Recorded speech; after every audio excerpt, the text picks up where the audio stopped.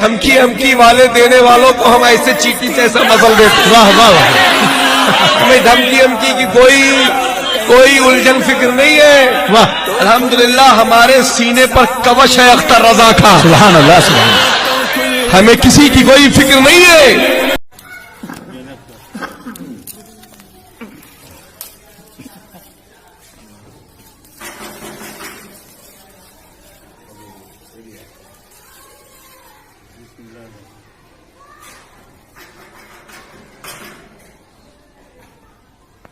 حضور غازی ملت کی بارگاہ میں علامہ شہدہ کمالی اس وقت موجود ہیں اور ہم سب خدامان غازی ملت یہاں پہ موجود ہیں اور سرکار اپنی دعاؤں سے نواز رہے ہیں اور حضور غازی ملت نے بے پناہ مسرتوں کا اظہار فرمایا اور دعاؤں سے ہم سب کو نوازا. بالخصوص علامہ شہدہ کمالی کو اپنے سینے سے لگایا اور بہترین دعاؤں سے آپ نے نوازا.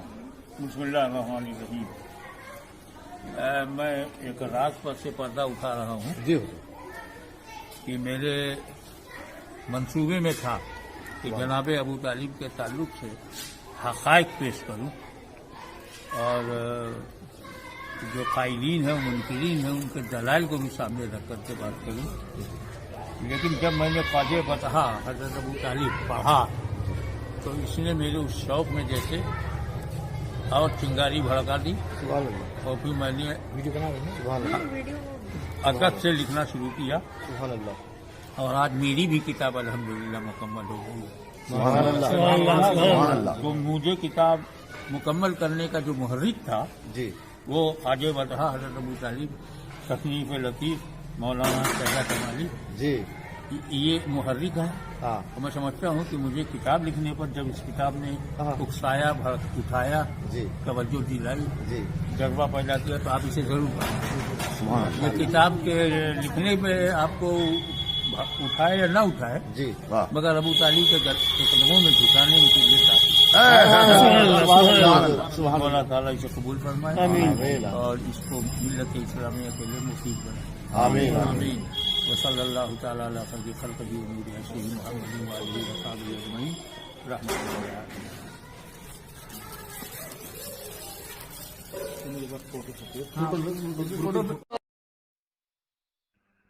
کیا ابو طالب کا ایمان پر خاتمہ ہوا؟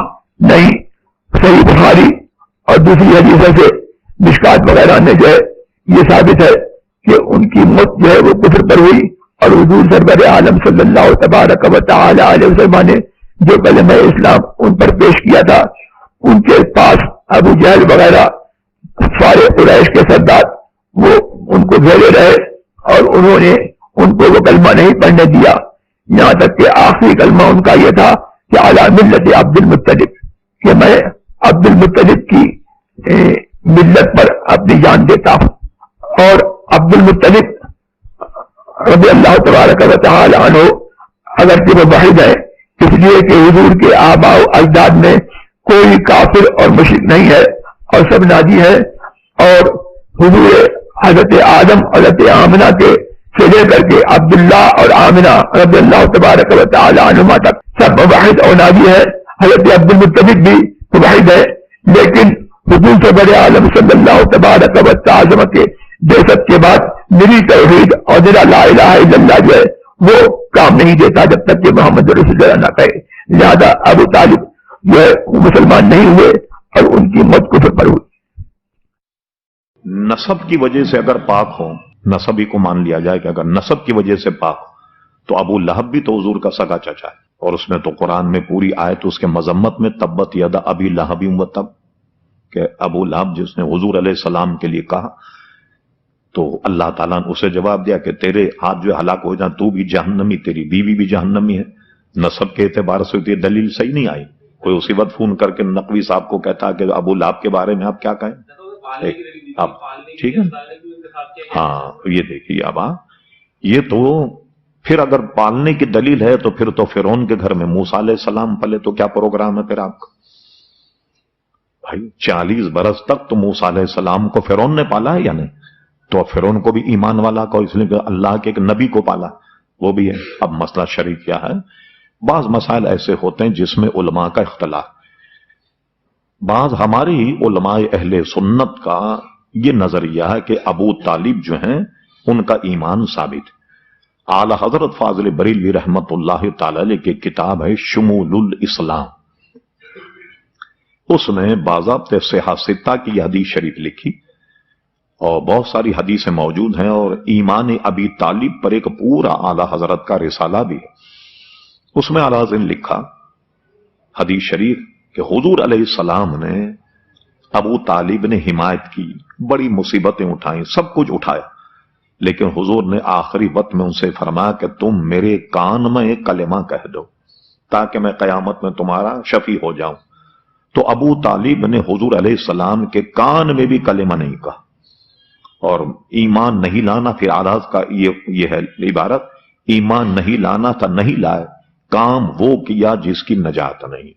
एक हदीस शरीफ में है कि हुजूर अलैहिस्सलाम की इस हिमायत में, इसमें जहन्नम का सबसे हल्का अजाब अबू तालिब को दिया जाएगा, और वो जहन्नम का सबसे हल्का अजाब यह है कि पैर में आग की जूतियां पहना दी जाएंगी जिससे आदमी का दिमाग हांडी के तरीके से खोलेगा। तो उस पर आला हज़रत फाज़िल बरेलवी और हमारे जो उलमा हैं वो यही फतवा देते हैं कि अब फिर हमें इसमें ज्यादा उलझने की जरूरत है। हमसे इतना कह दें, हमारी किताबों में अबू तालिब का ईमान लाना साबित नहीं, और इस पर शुमूलुल इस्लाम में पूरा फतवा है आला फाज़िल बरेलवी का, और उसमें आला हजरत ने यही लिखा कि वो उनका ईमान लाना, कलमे तैयबा पढ़ना साबित नहीं, बल्कि कान में भी उन्होंने हुजूर के कलेमा नहीं कहा। हुजूर फरमा ताकि मैं तुम्हारा शफी हो जाऊं, तो उनकी दलील जो है ये सही नहीं।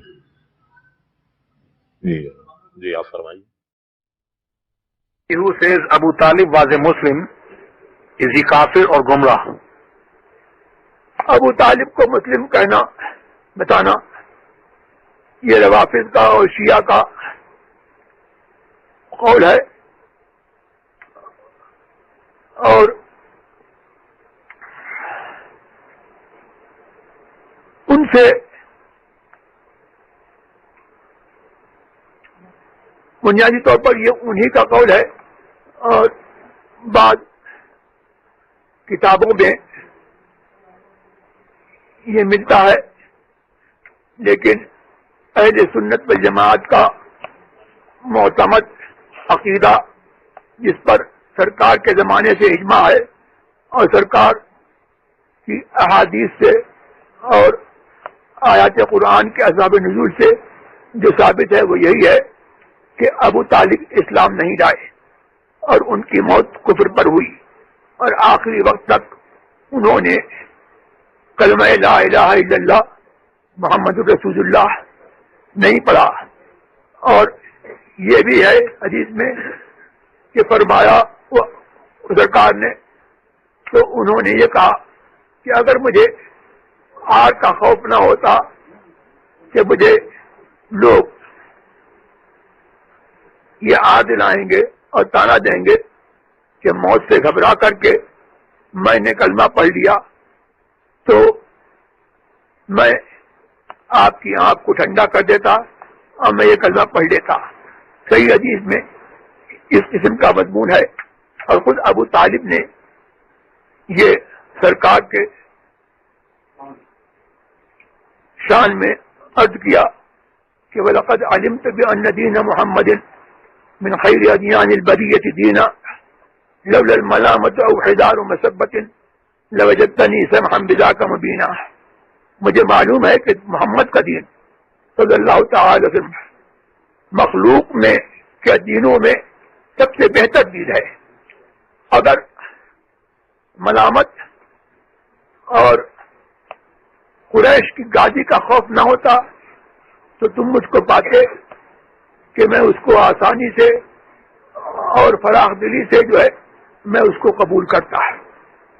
तो ये उन्होंने खुद अपने ऊपर गवाही दी कि उन्होंने सरकार का कलमा नहीं पढ़ा। यहाँ से उनका हुक्म जो है वो जाहिर है, और ये इजमा के खिलाफ है और ये गुमराही है।